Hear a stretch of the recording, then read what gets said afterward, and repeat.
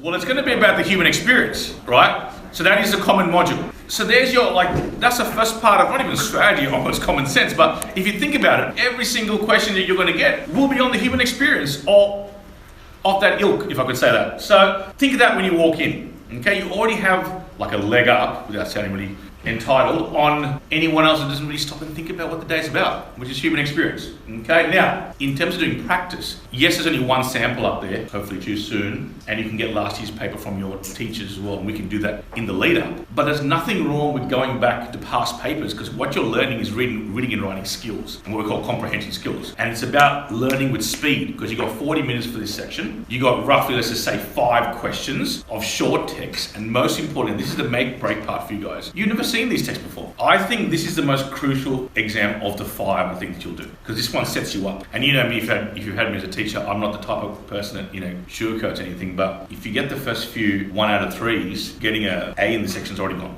and getting the A as a, I don't want to say band 6, I hate that terminology, but getting a band 6 is already gone on the first day. So, because of how tight the margins are. But nevertheless, okay, there's about 68,000 of you guys in this exam in the next couple of months or whenever it's due, and you're in this together, I suppose, and everyone's going to do the same thing, so don't think, oh damn, I'm freaking out. Just, we all do it. I did it all those years ago, and so will you.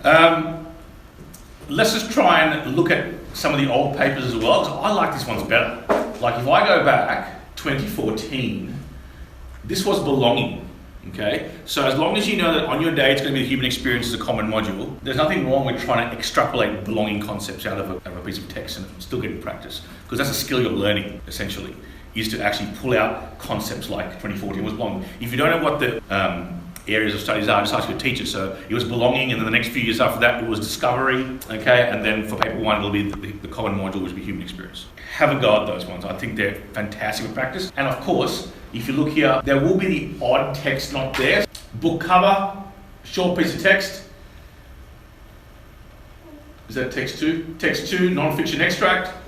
You might get this on the day, right? Now, doing practice, it's hard to get this one here. Text 2 continued, there's always some kind of image there maybe, but that's not there. You can still answer it in context of that piece of text. Text 3, a fiction extract. And then there are your question breakdowns. Just looking at this, right, if I was doing this, and it's what, 1, 2, 3, 4 questions, you see 6 marker, what does it say to you, strategy-wise here? What does it say to you? It's an extended response most likely, probably 2 pages. Roughly, okay, I'm not, you can be Shakespeare out there and write in 1.5, but it's going to take a little while to answer. Have a look at the question and the actual mark for each question to give you a gauge on how you should be tackling this question. I'll probably put a little mini thesis there as well, maybe a little intro, just like you do essays. That's common sense. Now I know that my class has actually done this paper already, but we'll just continue. This year though, last year, they gave you writing space.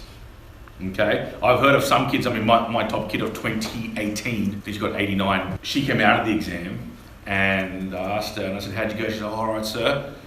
I said, you find it difficult, what do you think? You'll find your teachers there, speaking to you at the end of the day, and definitely your advisor should be there as well and having a chat to you. But they ask you how you went, and she said, I got like 7 pages for paper 1, right? So that's depending on how big you write and everything else, but they're getting through paper, like they're actually filling in.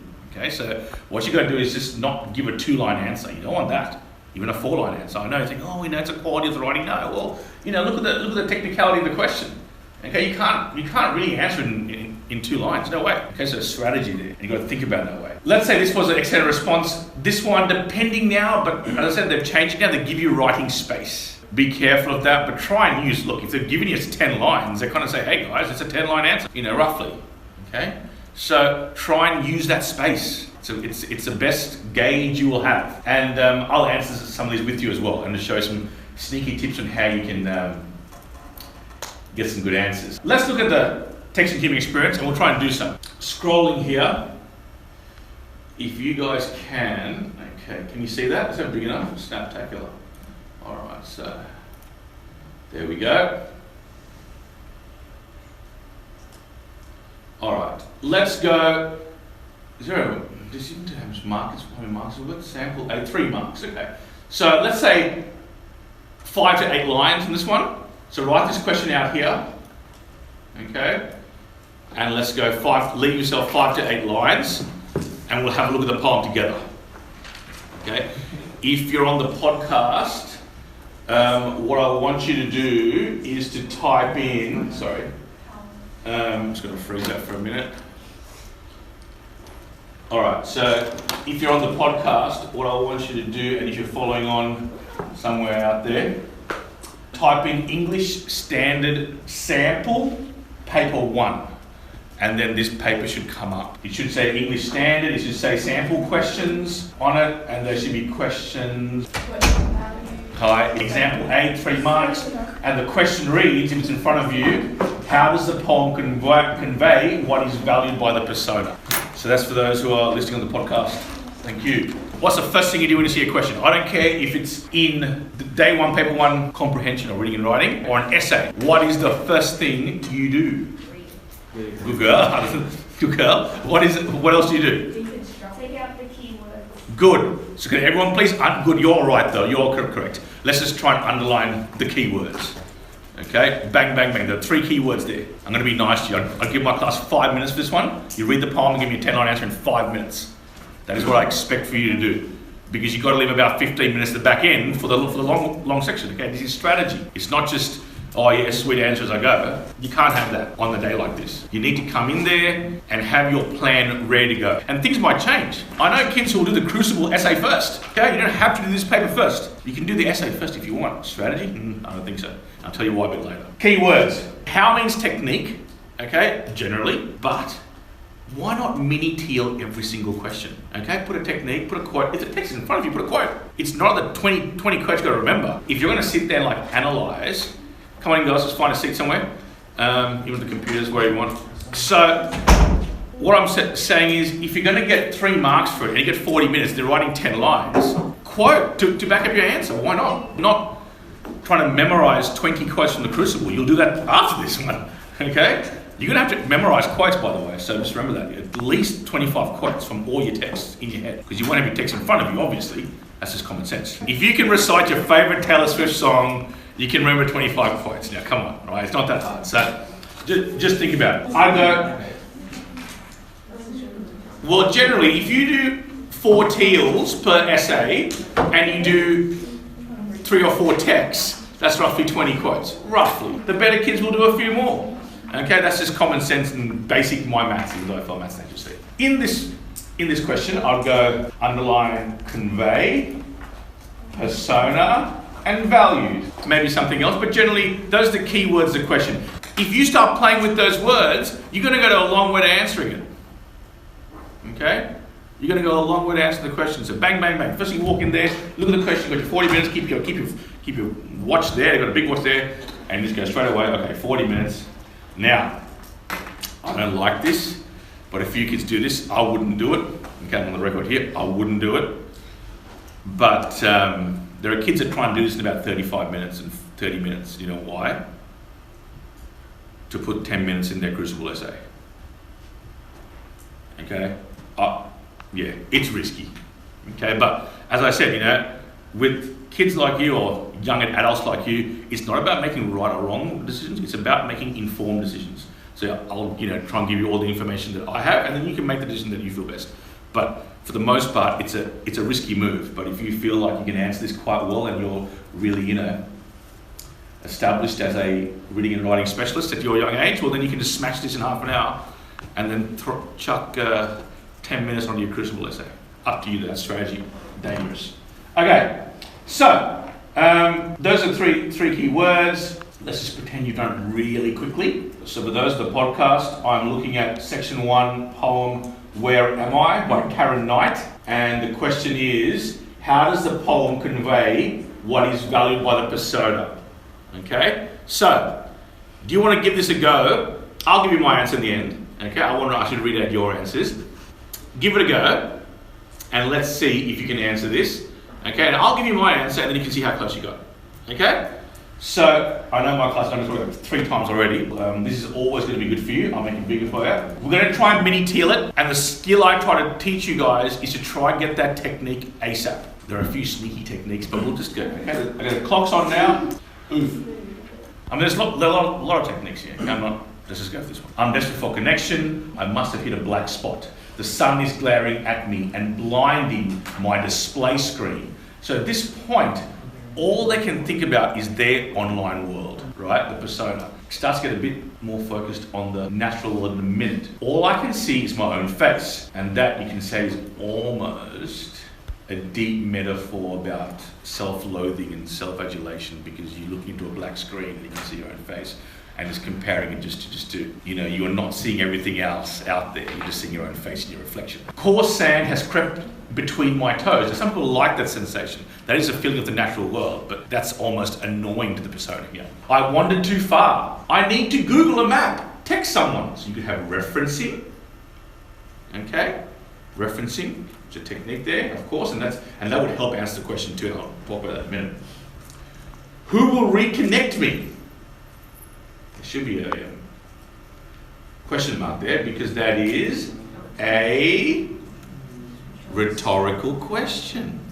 Okay? As a continuation of the thought, text someone who will be. Okay, possibly, yeah.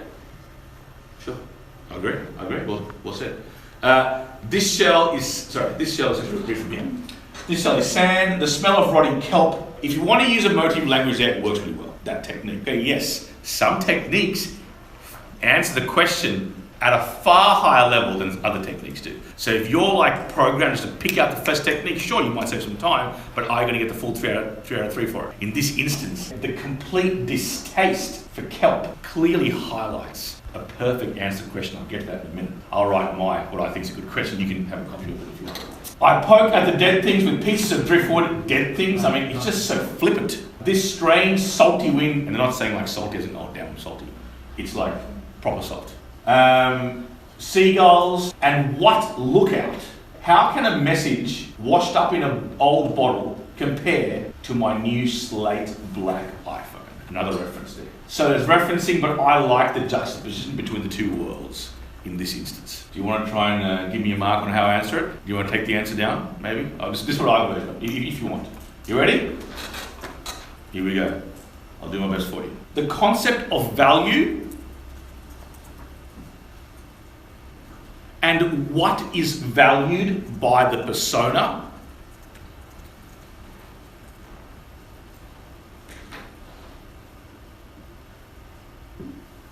is clearly depicted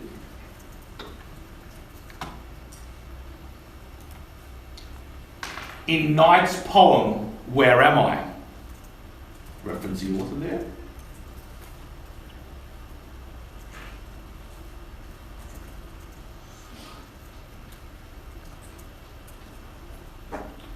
The juxtaposition of both the natural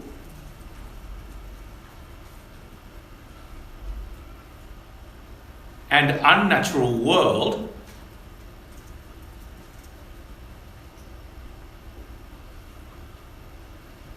exhibits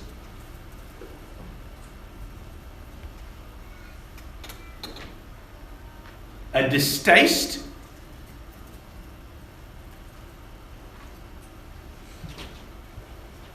for what is natural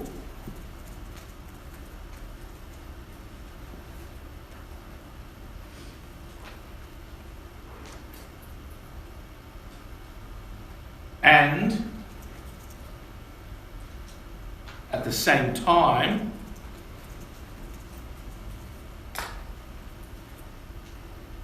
reflecting adulation. Do your best to spell that, it's all good. Adulation.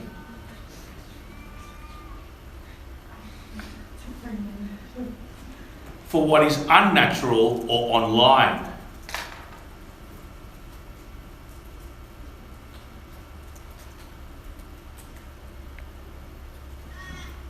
Comma, quote, I am desperate for connection.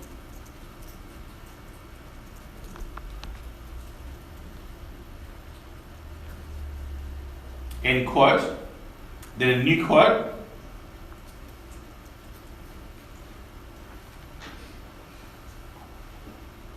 Sand has crept between my toes.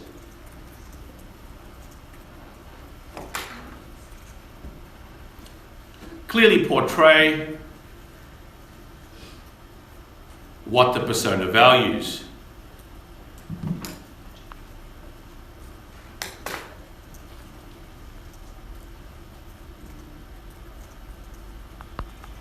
There you go. That's my best effort. At this point, I have found the technique. I've looked at the question carefully and I've picked the best technique that I feel would answer that question. Okay? Now, if I was to go rotting kelp as a motive language, I don't write this down, but I would have gone the use of emotive language, quote, rotting kelp, clearly depicts the persona has lost all sense of what is natural and real and almost blinded to what is good or helpful to them in their lives. And then you would go further on by saying, as the desperate need for connection has altered their view of their place in the world. Okay, if they're on the beach and the calm valley was so beautiful in front of them, I understand if it's dark and weird and rainy and they feel alone, they might need connection to get out of there. But for the most part, you know the atmosphere of this poem. Okay, and it clearly highlights that this persona just has not really valued. Okay, so there's an example right there. I'm not as well read as most English teachers out there. So, looking at this question, you might get a question which, or a text which has historical referencing that you don't get. Now, sometimes they will put a bit of background to the text, but not always. So I prefer you, look, I'll tell you later, but give it a go, okay, if you can. Snap. Okay, you want me to read it out to you? Is it a song? Yeah. Oh, you're singing any song? I'm not going to sing it. We will listen to it a bit later as you leave, okay? So, when you hear me read it, and then when you hear it, it's just chalk and cheese, right? Because I lose all the... There is a very somber, melancholy sort of tone to this song, which makes it easier to write about. But you won't get that in the exam, okay? So you really have to pick up on that, I hate saying this word, vibe. Once you... I sound like Dennis and in The Castle. It's the vibe of the thing. It's about Marlborough, one of the biggest political decisions ever in the country's history. A telegram arrived today. Well, it's time to catch the Monterey. It's a reference there, but I don't know what it is. Okay? Well, I do now, but I didn't at the time. 'Cause the man I wed, he waits for me, and a daughter that is yet to see. Now, straight away, I'll pick up on loss and hope. Already, I can get the concept of loss and hope. Okay, straight away, loss and hope. What, daughter yet to see? Man I wed. You get the angle straight away here, okay? And that is how, ladies, that is how you should be thinking about it. US Navy being its message, will deliver brides? Metaphor. You can't deliver brides, well, you can, but for the most part, okay, when it's beyond the realms of possibility to say to you, ding, ding, ding, metaphor, okay? That's how it works, okay? Deliver brides? No, okay? It's probably hyperbole, exaggeration, but potential metaphor there. Let's keep on going. Will deliver brides on a one-way passage. It made big news across the nation. The bridal train leaves from Perth Station. There's no such thing as a bridal train. Clear metaphor. But I don't know what it is yet, because as I'm reading it, I just don't know it. Okay? So let's just go. All the girls around Australia married to a Yankee sailor. Okay, now I'm starting to get it. Okay, potential when some of the fleets would come in, okay, so American naval ships would come in, and they've been at sea for a long time, and I'll give you the 2020 version. Both men and women sailors would come off the boat, and they would look to. Okay, so let's continue. Okay, married to a Yankee sailor. Now, at this point, look, I'm reading this very quickly in my head. It's just clicking along, right? But you're kind of understanding that, okay, maybe an affair happened. Are they married? Were they married? Is it now just this particular, because of reference to brides, I'll use the female, okay? But let's just say she's thinking to herself, were they married? Or she hopes to be married. When I first analysed this, I just thought it was in her head. And when you answer that, it still works out as an answer. But, the perfect married American sailor, go off overseas, have your picket fence, have your 2.1 children or whatever, and there's your perfect life. And you can see it's possibly dated, because bridal trains or train lines. Okay, you can already, without knowing the historical background, I'm not a history teacher, you can figure out, okay, where this is going. So, To the home, and this is my favorite technique. I'm gonna give you a spoiler, sorry. But this is my favorite technique, and yeah, okay, you got to know the American national anthem, but that's my favorite technique. To the home of the brave and the land of the free. Okay? Not only is that referencing, but also intertextuality. It references the American national anthem, but it also promotes the idea of the dream. Okay? And there goes your hope. There's your hope right there. Right? But contradictory? Maybe. Okay? Because you might get dashed in a minute. Alright? All the dreams might get smashed. And there's your contradiction. You can look for that. But that's sort of how you should be thinking as you're going through it. Like just clicking along. Click, click, click, click, click, click, click. Okay? So, from east to west the young girls came, all aboard the bridal train. It was a farewell crossing of her land. She's gone to meet her sailor man. No time for sad goodbyes. Well, she held her mother as she cried. Now, I don't mind that as contradictions in the next stanza. Home in the blame, the land of the free, but then of course she's going to lose her mother who she loves maybe, so she's leaving for a better life, and there you go, contradictions of love and of loss and hope. Okay? You can go a bit deeper once we get into it actually, that this guy never existed or he never was around, but we don't really know that exactly, but you could almost imply that. Okay? So from west there, and then waited in the Frio rain, so reference to Fremantle, to climb aboard the bridal train. Well, she was holding her future in her hand, yeah, the faded photo of her man. Catch a sailor if you can, the war bride leaves her a southern land. And this could be possibly a catchphrase, pardon the pun there, but a catchphrase, you know, maybe could be dated to term, but if you can get a sailor, darling, yeah, they're good, get out of here. You know, this could be a very difficult life for them. They could be stuck on the land. It could be a barren Fremantle. I'm not too sure about this part of Australian history, but certainly that it sounds like a phrase, okay? And that's why it's interesting, because this might keep a lot of students, and even someone who's a migrant like myself, who did his best to research Australian history, but not really grasp the depths of Australian history, you know, and not really know that. But if you're a fair English teacher, you should pick it up, and I hope I have. But let's continue. All the girls, okay, so that's the chorus, and it's a short bit at the end. From east to west, okay, and here we go. And now this is the story of those starry nights, through desert plains and city lights, through burning sun and driving rain, they wept aboard the bridal train. Okay, so we don't know what happened at this point, whether they married the sailor, whether they didn't, but that shouldn't be the crux of you getting the question, because this is not a history paper, it is an English paper. It's your ability to analyse the best you can answer it, okay? And for me, I think it's best sort of answered at this point here, with the home of the brave and the land of the free, and then the loss of hope is right there. Okay, that is intertextuality, and of course, there is the contradictory experience of loss, okay? Because there's hope and there's loss, okay? Now, strategy. Yes, if this was, again, I don't recommend this, but being the egotistical lover I was as an 18-year-old, I would have answered that question about dad stopped. Right, I would have picked it up right there, bang, bang, bang, done it. Next page. I would have tried and earned that 5 minutes on the side to jump onto my essay. Okay, I would have done it, but I don't recommend you do that. Give it a go, and I'll give you my answer. Okay, let's go. Make sure you underline the keywords to the question. If the question goes, analyse how the song lyrics express the contradictory experience of loss and hope, I will go contradictory experience, obviously loss and hope. All right, that's pretty easy there. How do I answer this? I will go through the use of multiple language devices.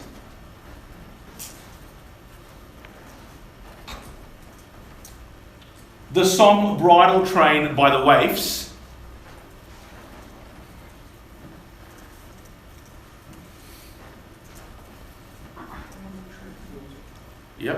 Bridal Train by the Waifs illustrate, for the most part, elements of hope throughout the piece.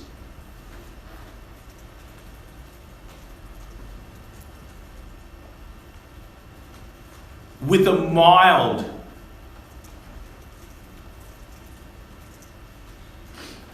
depiction of loss as well. Bit of an intro there because it's a 4-pointer. Then I would say 1, 2, 3. Of lost what did you say? I forgot now. I just sort of, I just, like I'm writing an exam, I just go, I flow. If someone else got it, get it later. Did someone else get that? What did you say? Of loss as well. I've lost as well, there you go. Okay, so the next part, I'll start to think about my technique, so I'll go, the use of intertextuality,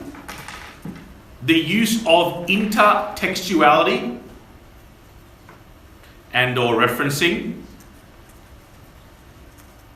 quote, home of the brave, land of the free, quote,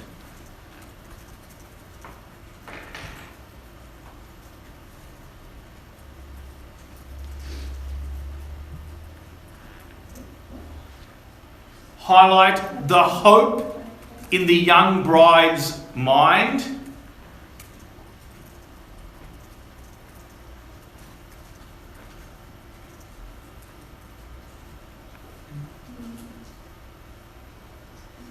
as it plays through the song verse. As it plays through the song verse.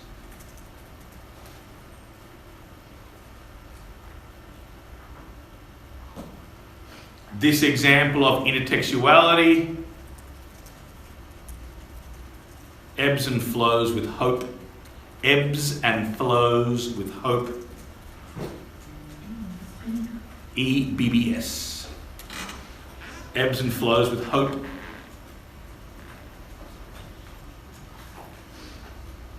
Portraying the dreams of a lonely war bride.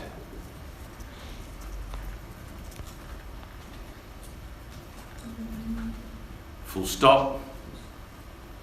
In contradiction to this, cha-ching. All right, so you get the question there. In contradiction to this,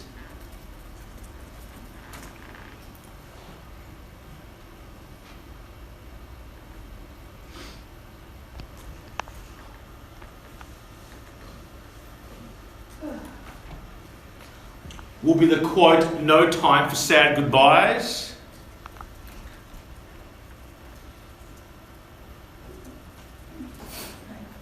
No time for sad goodbyes.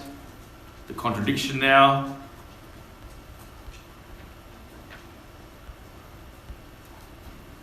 As the bride has to choose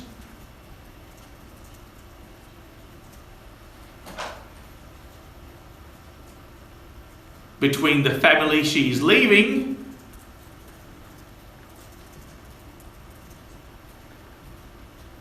and the one she's about to begin.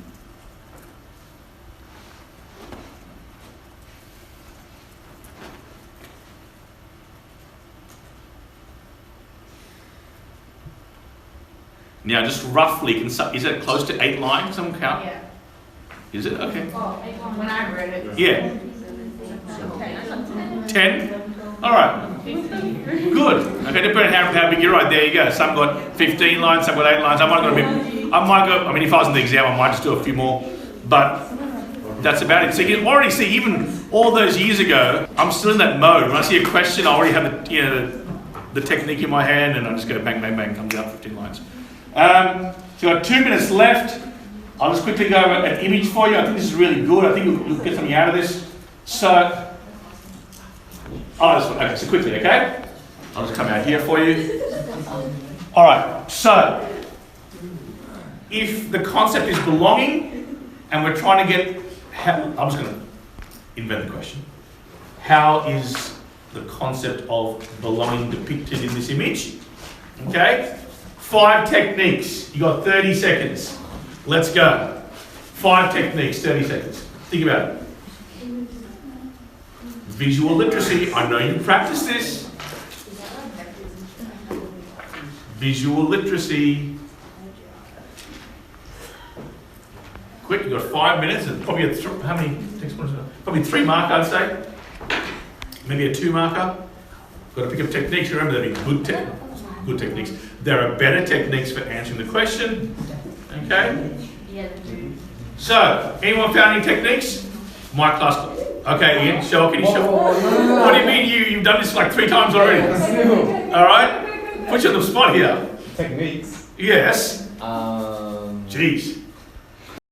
Whoa. Yes, thank you for swearing on YouTube. Go get it off. I mean, you've got like how the color like symbolizes that he doesn't belong in his environment wherever he's at. Good. Use of colour, symbolism. Good, yeah. The walked buildings symbolize the sadness. I'll take that. Good one. It's face. Nice. His facial expression. Good girl. Facial expression is a Wait, what does it technique. say on the thing? I can't read it. Lost and alone in the city. Oh, here you mean? Yeah. Yes. Don't forget. Good point. You can reference the language and the text in here as well. It's part of the image.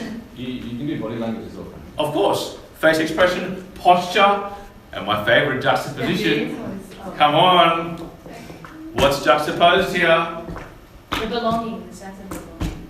Yes. How is that juxtaposed? Well, he's not being belonged. He's not belonging. How? Because he's by himself and everything's sad. All right. So, sorry for the swearing there. So, of course, yes, the persona in the image is juxtaposed to the buildings on 2 elements here, both in size and in colour. Okay, and thus depicting a lack of connection and a lack of belonging. Okay? That's your best one there. But you can go posture, facial expression, colour, and text. He felt smaller. It's not he is smaller. He felt smaller, metaphor. More lost than he ever had. When he was alone by itself. Hello, that's symbolism itself right there. The alone is alone, pun. That's the end.